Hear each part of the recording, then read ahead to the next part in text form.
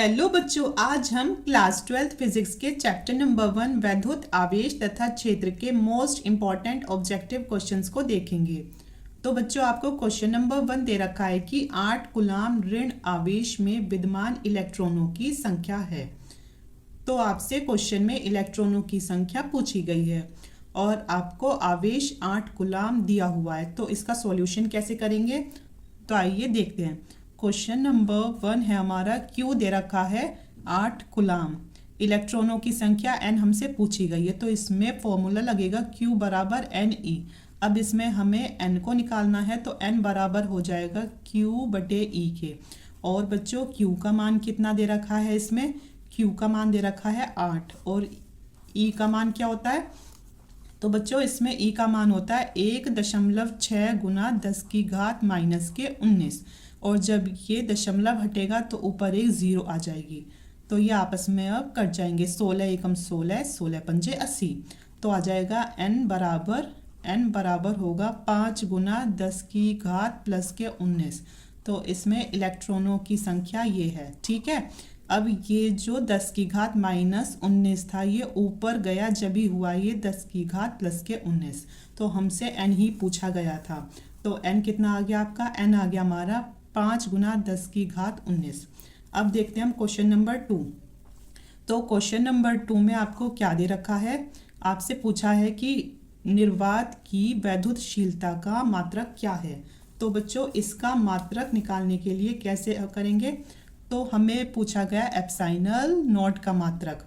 तो इसके लिए हम लगाएंगे कूलाम का नियम, और कूलाम का नियम होता है F बराबर 1/4 pi epsilon not Guna Q1 into Q2 upon R square के। अब आपको इसमें एप्सिलॉन नॉट का मात्रक निकालना है। तो एप्सिलॉन नॉट की जगह F को रख दो और F की जगह एप्सिलॉन नॉट को रख दो। तो हो जाएगा एप्सिलॉन नॉट बराबर Q1 इंटू Q2 अपॉन 4 पाई। और ये क्या आ गया, F एप्सिलॉन नॉट की जगह आ गया F और इंटू R स्क्वायर। तो बच्चों, हमें इसमें निकालना है मात्रक, और 4 पाई का कोई भी मात्रक नहीं होता है। तो एप्सिलॉन नॉट का मात्रक आएगा, ये दे रखा है मैं Q1 इंटू Q2, मतलब ये क्या है, हमारे आवेश है। आवेश का मात्रक होता है बच्चों कूलाम। तो क्या हो जाए, कूलाम का स्क्वायर, क्योंकि ये कितने हैं, 1 और 2, इसलिए अपॉन F क्या है, बल, तो इसका होता है न्यूटन। और R क्या है, R है बच्चों दूरी का होता है मीटर स्क्वायर। तो आया एप्सिलॉन नॉट का मात्रक है कूलाम स्क्वायर प्रति न्यूटन मीटर स्क्वायर। तो यही इसका आंसर होगा। क्या था, कूलाम स्क्वायर प्रति न्यूटन मीटर स्क्वायर। ठीक है, तो बच्चों अब हम देखेंगे इसका क्वेश्चन नंबर 3। तो इसका क्वेश्चन नंबर 3 है हमारा। तो बच्चों, हमें क्वेश्चन नंबर 3 दे रखा है कि कुछ दूरी पर स्थित 2 इलेक्ट्रॉनों के बीच गुरुत्वीय तथा स्थिर वैद्युत बलों के बीच अनुपात क्या होगा। तो इसका सॉल्यूशन कैसे करोगे, क्वेश्चन नंबर 3 है हमारा। तो सबसे पहले आपको इनके बीच संबंध पता होना चाहिए। किस किस के बीच, एक तो हमारा गुरुत्वीय बल के बीच, गुरुत्वीय बल के बीच, और एक है हमारा वैद्युत बल के बीच।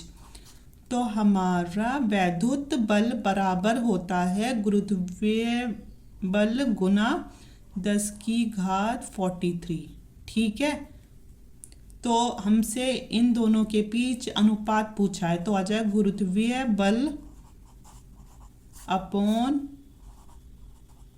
वैद्युत बल बराबर हो जाएगा 1/10 की घात 43 हो गया। और जब ये घात ऊपर जाएगी तो हो जाएगा 10 की घात माइनस के 43। तो यही इसका आंसर होगा, क्योंकि इनके बीच अनुपात पूछा है। तो इसका आंसर होगा ये वाला। ठीक है, अब हम देखेंगे क्वेश्चन नंबर 4। तो बच्चों, हमें क्वेश्चन नंबर 4 दे रखा है कि +1 माइक्रोकूलाम तथा +4 माइक्रोकूलाम के 2 आवेश एक दूसरे से कुछ दूरी पर वायु में स्थित है। उन पर लगने वाले बलों का अनुपात क्या होगा। तो क्वेश्चन नंबर 4, तो इसमें आपको 2 आवेश दे रखे हैं। ठीक है, तो अब जब दो आवेश दे रखे हैं, और ये मोस्ट इम्पॉर्टेंट क्वेश्चन है बच्चों, क्योंकि ये आपको थोड़ा कंफ्यूज कर देगा। तो इसमें हमारा फॉर्मूला होता है F बराबर 1/4 epsilon not into Q1 Q2 upon R square के। ठीक है, तो F बराबर इसकी जगह हमने रख दिया 9 गुना 10 की घात 9, और गुना Q1 था हमारा 1 गुना 10 की घात -6, और Q2 था 4 गुना 10 की घात -6, और हमें दूरी तो इसमें पता ही नहीं थी, तो R ही मान लो। ठीक है, तो हमसे इसमें पूछा था F1 और F2 का अनुपात, मतलब कि जो हमारे बल लग रहे हैं उनका अनुपात क्या है। तो ऐसे क्वेश्चन में जो हमारे बल होते हैं वो होते हैं पारस्परिक बल। कैसे बल होते हैं? पारस्परिक बल। इसका मतलब होता है कि जितना बल हमारे Q1 आवेश पर लग रहा है उतना ही हमारा Q2 आवेश पर लगेगा। तो इसका मतलब है कि यहाँ हमारा F1 और F2 कैसा आएगा? समान आएगा। मतलब F1 और F2 कैसा आएगा बच्चों? समान आएगा। तो 1:1 हो सकता है, 2:2, 3:3। ठीक है, तो वो तो आपको अब इसमें देखना पड़ेगा। तो बच्चों जब भी ऐसा क्वेश्चन आपके एग्जाम में आए तो आप एकदम से ये मत सोचना कि हाँ ये करेंगे, ये सूत्र लगाएंगे, इसमें इसका कुछ भी यूज़ नहीं है। इसमें आपसे F1 और F2 का अनुपात पूछा है, तो इसका जो आंसर होगा तो वो क्या हो सकता है? 1:1। ठीक है, आगे के क्वेश्चन हम नेक्स्ट वीडियो में समझेंगे। अगर आपको वीडियो पसंद आई हो तो please like, share and subscribe my channel. Thank you.